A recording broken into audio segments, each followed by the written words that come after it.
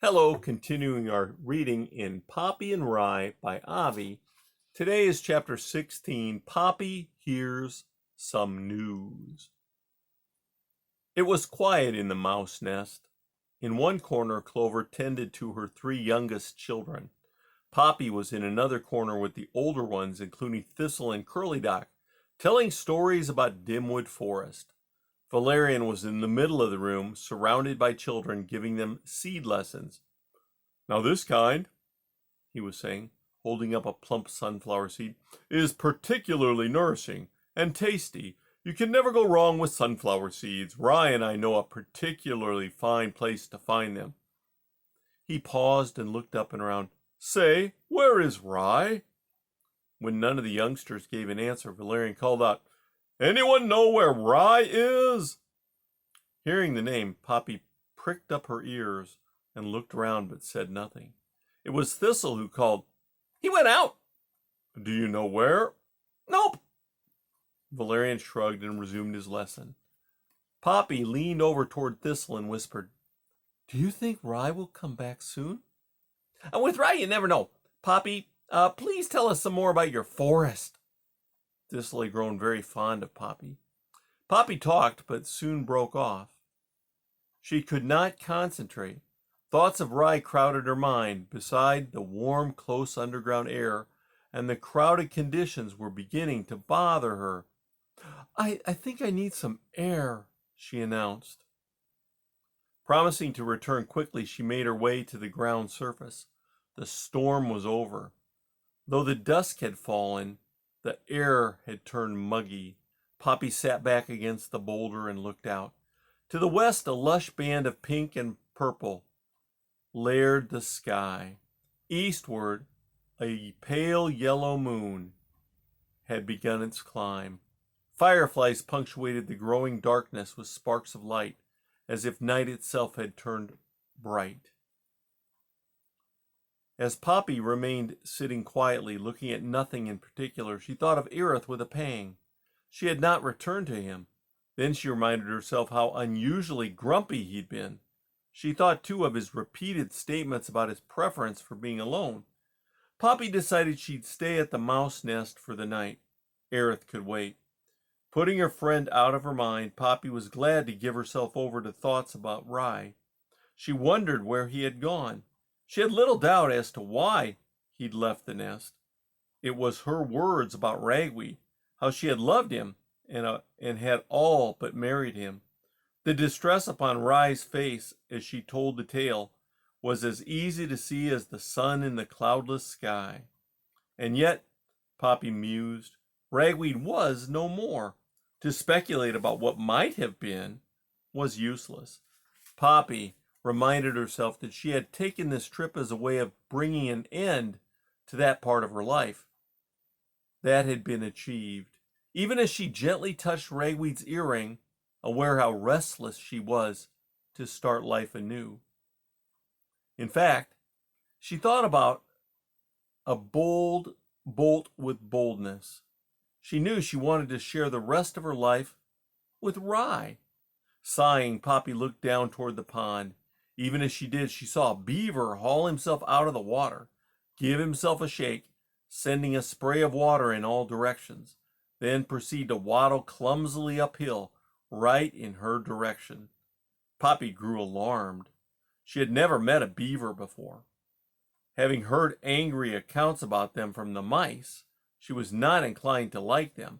She could see that, compared to her, they were enormous. Moreover, the approaching beavers, huge buck teeth, brilliant orange in color, seemed positively fierce. Dimly, she recalled that beavers and mice were related, second cousins twice removed or something like that. At the moment, she didn't feel related, only very small. The beaver drew near.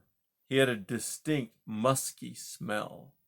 Poppy, not sure what to do, glanced around to make sure that, just in case the beaver meant her harm, she wasn't trapped. When they were about 4 feet apart, the beaver halted.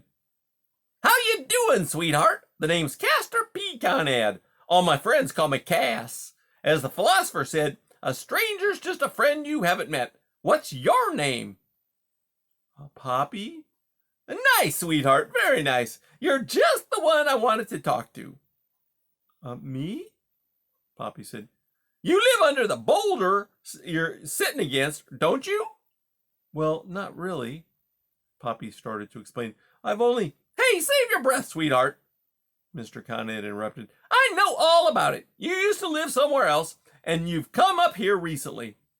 "Actually," Poppy tried to interject. "Now, unless I'm holding the stick by the wrong end, and I rarely do, there's a mouse by the name of Rye who lives here too. Did I hit the nail on the head?" Poppy started. "Rye? Yes, he does live here." "Good! I like coming to the point. I play hardball and call a spade a spade." "Is something the matter with Rye?" Poppy stammered. "Rye, the kid's fit as a fiddle, right as the rain. A1, A-OK. Mr. Conrad assured her. Except he broke into our lodge." "Broke in?" "Hey, I'm giving you it straight. You heard me right. He broke in where he had no business breaking in. I mean, a beaver's lodge is his castle. That Rye is head over heels in trouble." "Trouble?" Poppy cried, unable to do more than echo what she was hearing. "What kind?" "Oh, off the cuff, shooting from the hip, taking the fast lane. I'd have to say Rye is violent. But don't worry, he's perfectly safe in a cage I built in my main lodge." He pointed to one of the mounds in the pond. "Right there." "But that's awful," said Poppy, staring at the lodge. "You took the words right out of my mouth. He shouldn't have done it," Mr. Conrad said. "Now, sweetheart, I'm talking on the up and up here. We'd like to build a dam right here on this spot, expand Conrad's cute condos, anchor it to that boulder. To make a long story short, it would be better for everybody if you all moved. Do it in 2 shakes of a beaver's tail with no fuss, and you'll see Rye again. No worse for the wear." "But—" "Course, if you don't move—" "Then what?" Poppy cried.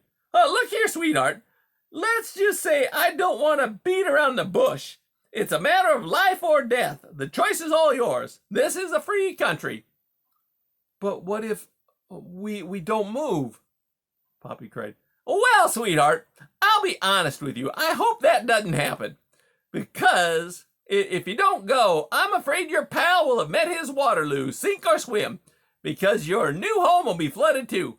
Some of your youngsters might drown. Naturally, that would upset my family so much. Filled to the brim with anger, you know. I can't say what they might do to Rye. Hope I'm not boring you, but the decision is yours. Remember, we don't want to force anything on you. Anyway, nice talking with you, sweetheart, and have a nice day. I mean that sincerely." And with that, Mr. Conrad turned and began to waddle back down toward the pond. Poppy, finding it hard to take in all that she heard, stared after him. Her first reaction was to go racing after the beaver, tell him what she thought of him, and make him release Rye instantly. But Mr. Conrad, as if knowing what Poppy was thinking, gave a great slap of his broad tail, sending out a resounding thump that shook the earth. So instead, Poppy remained where she was, watching the beaver go into the pond and swim off. Only then did she race down the entryway to Clover and Valerian's nest. And that's the end of chapter 16.